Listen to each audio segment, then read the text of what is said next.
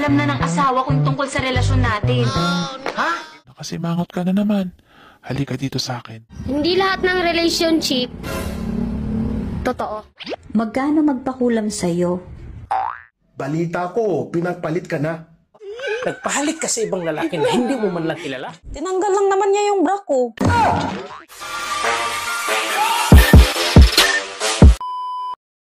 Oh, nakasimangot ka na naman.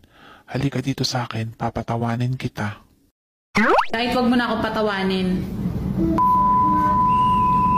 Patawarin mo na lang ako, ay. Mas masaya kaya yun. Uy, Day, sa tingin mo, anong sekreto para tumibay ang isang relasyon? Ipa-welding mo. Magkano magpakulam sa'yo? 3,500.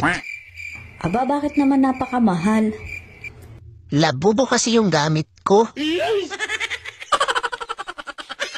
Ate, balita ko, pinagpalit ka na. Wala ka kukumelong kasi. Hoy, mag-usap nga tayo. Bakit parang galit na galit ka? Tsaka ano bang pag-uusapan natin? May binuntis ka daw na babae? Bakit? Ikaw ba ang nanay ng babae? Mas matanda pa sa akin ang binuntisan mo, tapos ako pa ang nanay? Ay, akala ko kasi ikaw. Kasi ikaw yung galit na galit. Kaya ako galit na galit dahil yan ang kasalanan mo sa akin. Bakit? Ano bang kasalanan ko? Wala naman akong kasalanan na nagawa sa'yo ah. Hindi ba kasalanan na binuntisan mo yung babae? Eh, bakit ako nagkasala sa'yo? Eh, hindi naman ikaw yung binuntisan ko ah. Sa babae ako nagkasala, hindi sa'yo. Ganon ba yon? Oo naman. Siyempre. Lusot. Ibig sabihin,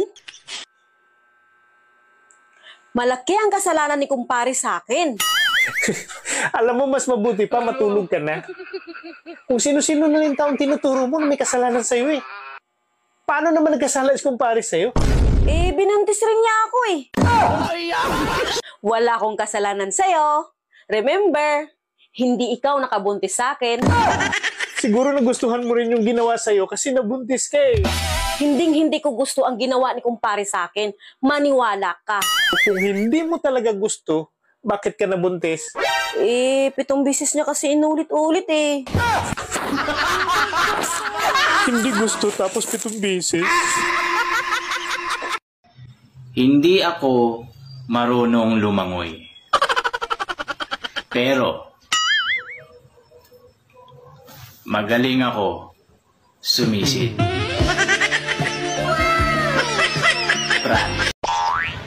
Nagtataka ba kayo kung bakit wala nang pakalat-kalat na chismosa? Eh kasi, may GC na sila.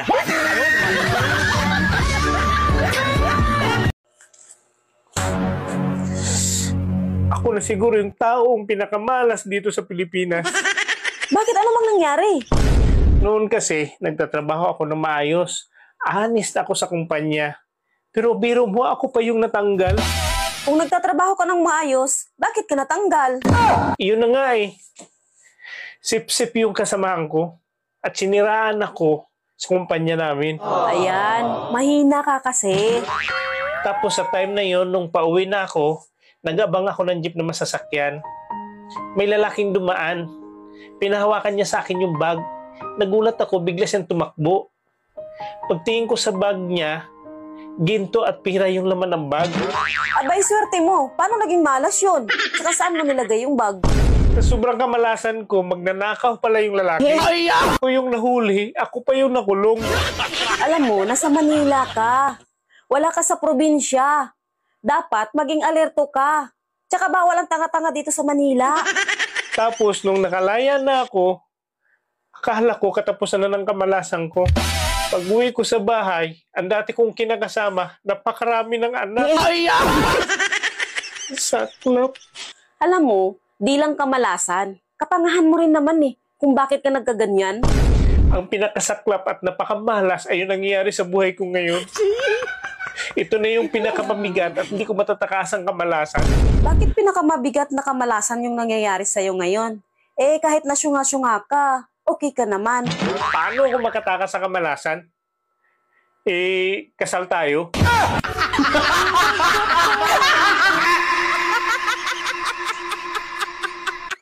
Alam na ng asawa ko yung tungkol sa relasyon natin. God have mercy upon. Anong balak mo? Alika na, sasamahan kita mag-shopping. Shopping? Bakit tayo magsha-shopping? Bibili na ako ng isusuot mong barong. Papatayin ka na daw niya.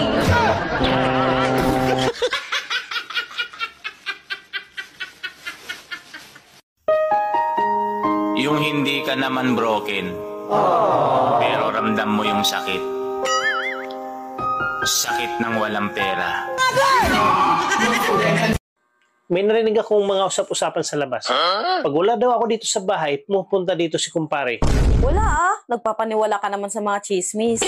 Siguro may milagrong nangyayari dito. Ano ibig sabihin ng milagro? Ang ibig sabihin ng milagro, imposibleng mangyayari, pero nangyayari talaga. Pero hindi sinasadya. Ay wala namang milagro. Kung walang milagro, bakit pumunta dito si kumpare? May ginawa si kumpare pero sigurado ako na hindi milagro. Ay mabuti kung ganun. Ano palang ginawa niya dito?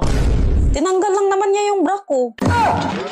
Sabi ko na may milagro nangyari talaga eh.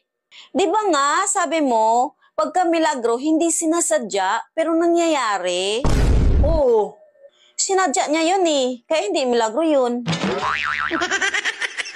Sobrang concern pa nga ni kumpare sa'yo eh, at ayaw niyang magagalit ka. Concern? Concern ko ba sa lagay na yun? At paano mo nasabi na ayaw niya na magagalit ako? Sabi niya, huwag ko daw sabihin sa'yo nangyari, para hindi ka daw magagalit. Sobrang bait niya, no?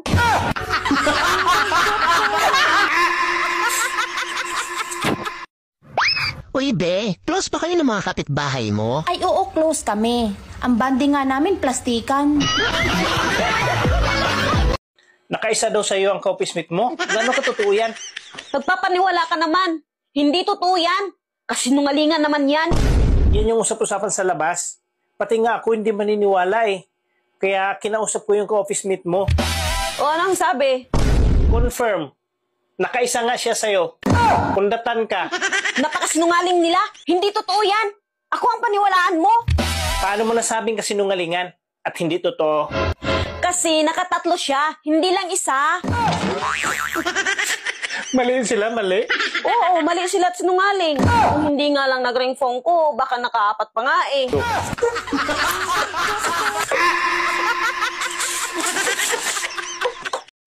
Hindi lahat ng relationship totoo. Yung iba, relation trip lang.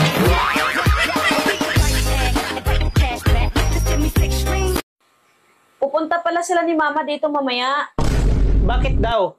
Lagot ka. Hindi ka daw tumupad sa usapan. Wala naman ako matandaan na may usapan kami ng mama mo. Ano ba yun?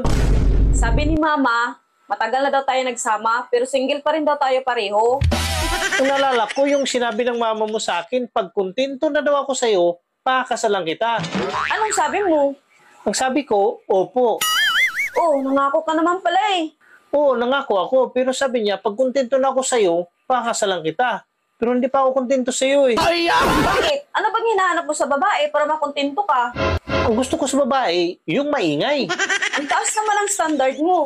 Paano kung mag-ingay kung hanggang bungad lang? Huwag mo naman ibuki. Pero ang gusto ko pa talaga sa babae, yung parang bubuyog. Bakit parang bubuyog ang gusto mo?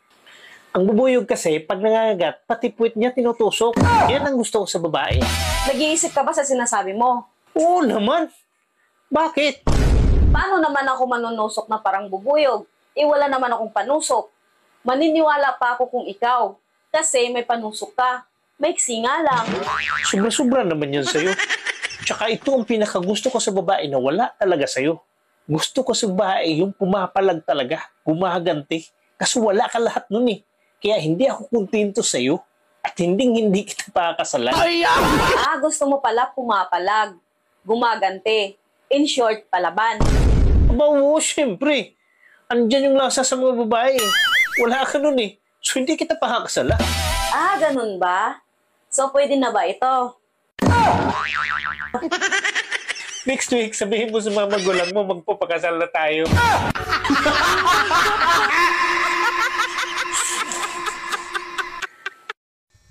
Ikaw ang babae mong tao, bastos ka. Paano ako naging bastos? Tinatanong mo pa? Nagpahalik ka sa ibang lalaki na hindi mo man lang kilala? Anong hindi kilala? Katrabaho ko yun. At bakit ka nagpapahalik? May asawa kang tao, bastos ka talaga. Aba, sa biso-biso nababasusan ka? Pero sa ginawa mo sa akin, pinatagilid, pinataas yung dalawa kong paa, pinatayo. Hindi ka nababasusan? Tapos nakanganga ka pa. Kuya, totoo ba pag gwapo, nagpapautang daw? Ay, hindi na ngayon. Ha? Kasi hindi naman kayo marunong magbayad. Bakit? Gwapo ka ba?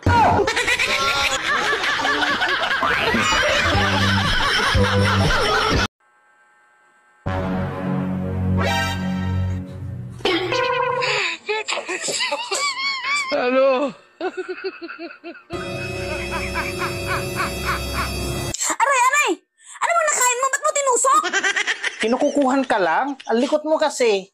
Kaya naano tuloy yung kamay mo. Nangingialam ka kasi. Kala mo naman kung ano na nangyari sa kanya. Sobrang galit na galit. Hindi naman nasugat. Alam mo, babaon lang ng kunti yan. Sobrang sakit niyan.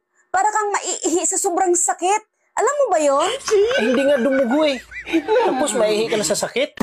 Ikaw kaya tusukin ko. Para maniwala ka na totoo sinasabi ko.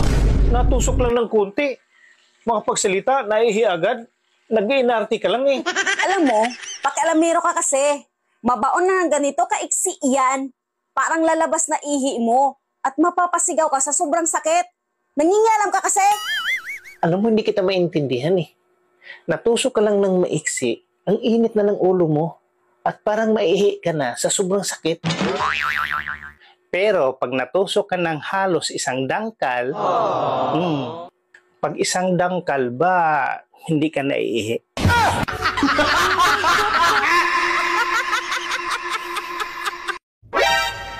Ang mahal na ng itlog, ano? Buti pa yung mga babae, nakakakain ng libre.